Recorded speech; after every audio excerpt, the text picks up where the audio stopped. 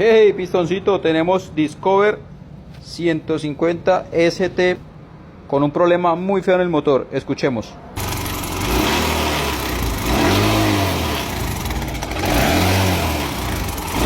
Ahora escuchemos cómo tiene que sonar. Serenito, un motor completamente silencioso.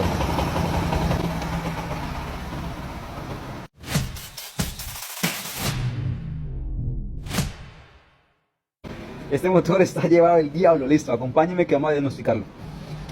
Bueno, mientras termino acá de quitar esta tornillería, les voy contando que este cliente nos visita porque él dice que es solamente cadenilla. Listo, entonces no sé ustedes qué les parece ese ruido, que de pronto lograron escuchar. Entonces vamos a seguir revisando. Bueno, ya destapamos aquí la parte de la culata y vean esta cadenilla como está. Y adicional, vean lo tanto que ha ido estirando, como ya está rozando en el buje de la bujía. Vean cómo está la cadenilla enterrada en esta parte.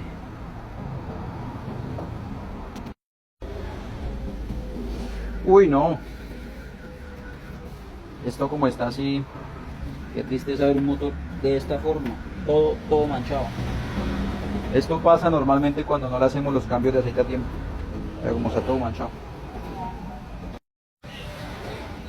Oiga, y es que no hay moto mala, muchachos. Lo que hay son malos dueños.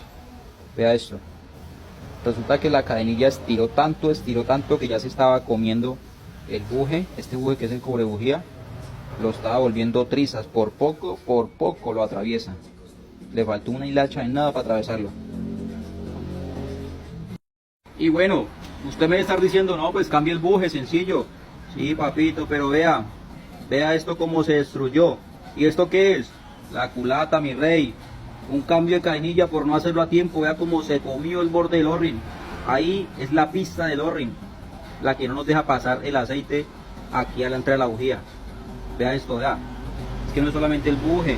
Vea el destroyer que hizo esto, vea.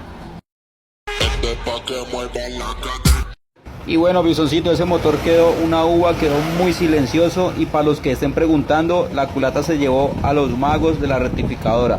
Nos vemos.